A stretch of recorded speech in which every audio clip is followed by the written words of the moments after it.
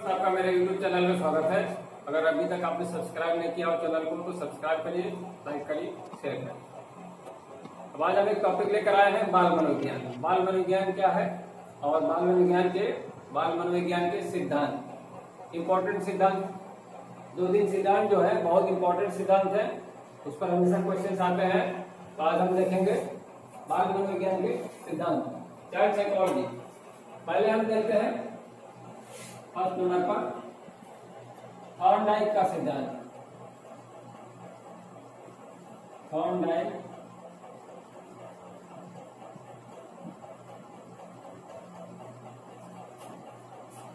Thorndike का प्रयास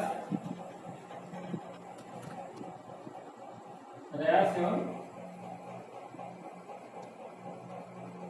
त्रुटि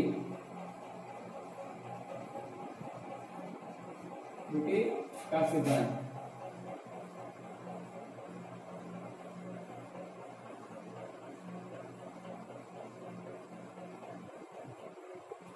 यह है थॉर्नडाइक का प्रयास एवं त्रुटि का सिद्धांत। इसको प्रयत्न और भूल का सिद्धांत भी कहा जाता है।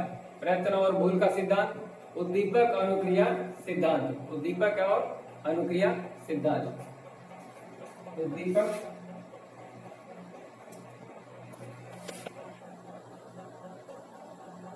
अनुक्रिया, उद्दीपक अनुक्रिया सिद्धांत।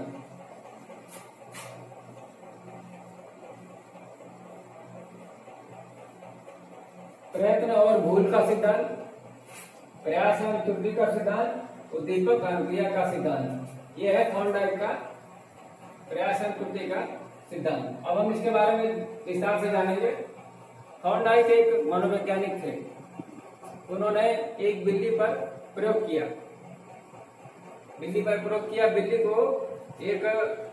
बिल्ली के सामने उन्होंने एक डिब्बा रख दिया, जालीदार डिब्बा। जालीदार डिब्बे में क्या थी? एक मछली थी। तो उसमें उस डिब्बे में एक खटका लगा था जिसके दबने से वो खुल सकता था।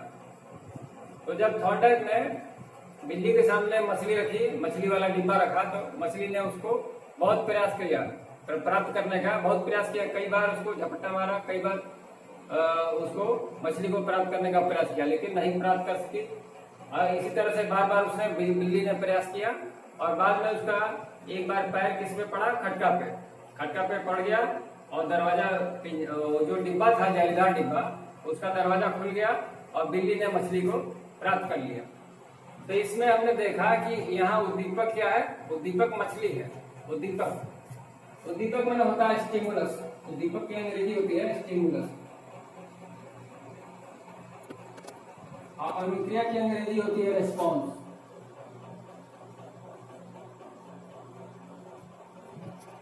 तो इसको इंग्लिश में हम लोग कहते हैं स्टिमुलस रिस्पॉन्स थ्योरी। स्टिमुलस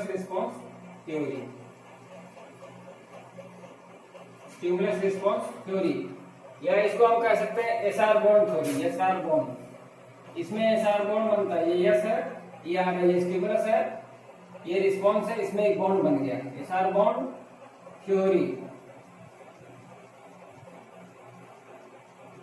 इसको इसीलिए उद्दीपक अनुक्रिया सिद्धांत कहा सकता है, क्योंकि यहाँ उद्दीपक हमारी क्या है? उद्दीपक जो है मछली है। मछली जो है उत्तेजना पैदा कर रही है, इसलिए वो उद्दीपक है। और रिस्पॉन्स क्या है? अनुक्रिया। बिल्ली का मछली को पकड़ना, उसके प्रति जो उसका बिल्ली का व्यवहार है वो क्या है? अनुक्रिया है। तो इस सिद्धांत से हम ये समझे कि बार बार प्रयास से हम किसी काम को सीख सकते हैं। बार बार प्रयास से किसी काम को सीख सकते हैं। अगर हमें कोई काम नहीं आ रहा है, पढ़ना लिखना नहीं आ रहा है, लेकिन बार बार लिखने से, बार बार प्रयास करने से हम लिखना जान जाते हैं। छोटे बच्चे जिस तरह लिखते हैं, पहले उनको छोटी छोटी लाइनें सिखाई जाती हैं, गोली पाइप बताई जाती है, फिर धीरे धीरे वो अक्षर लिखना सीख जाते हैं। तो बार बार प्रयास करने से ही बच्चे सीखते हैं। ये था पहला सिद्धांत बाल मनोविज्ञान का, बहुत इंपॉर्टेंट सिद्धांत, थॉर्नडाइक का सिद्धांत। अब चलते हैं दूसरे सिद्धांत पर। दूसरा सिद्धांत है पावलोव का संबद्ध प्रतिक्रिया का सिद्धांत। दूसरा सिद्धांत है पावलोव का संबद्ध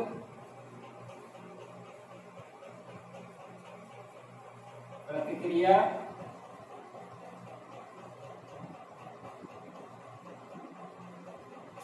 का सिद्धांत।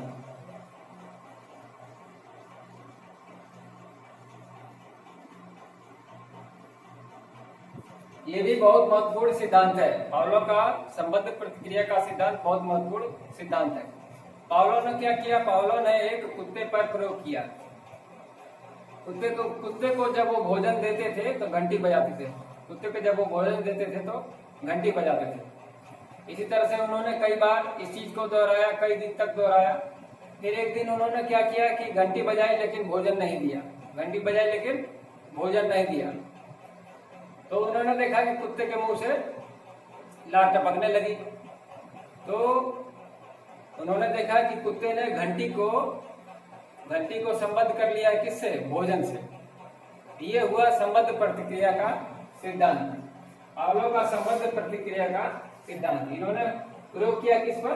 कुत्ते पर। तो संबद्ध प्रतिक्रिया क्या थी? भोजन। भोजन के लिए, भोजन यहाँ स्टिमुलस है। भोजन क्या है? उद्दीपक है।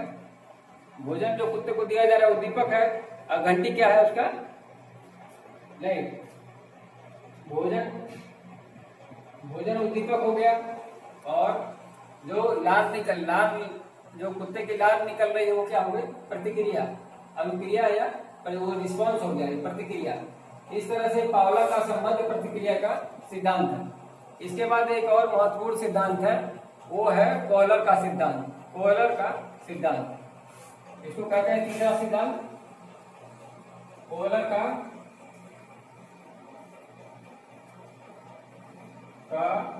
सूझ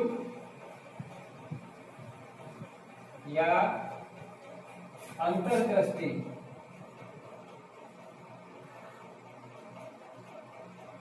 अंतर्दृष्टि का सिद्धांत है।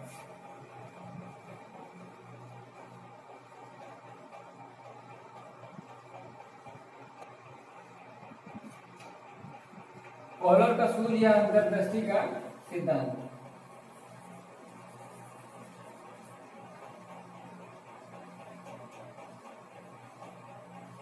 कोहलर का सूझ या अंतर्दृष्टि का सिद्धांत। इसमें हम देखते हैं कोहलर ने प्रयोग किया। एक चिंपांजी था, उसका नाम क्या था? सुल्तान नामक चिंपांजी पर कोहलर ने प्रयोग किया। तो चिंपांजी जो था एक पिंजरे में बंद था। चिंपांजी पिंजरे में बंद था और उसके बाहर उन्होंने एक केला रख दिया। पिंजरे के बाहर उन्होंने केला को दूरी पर रख दिया।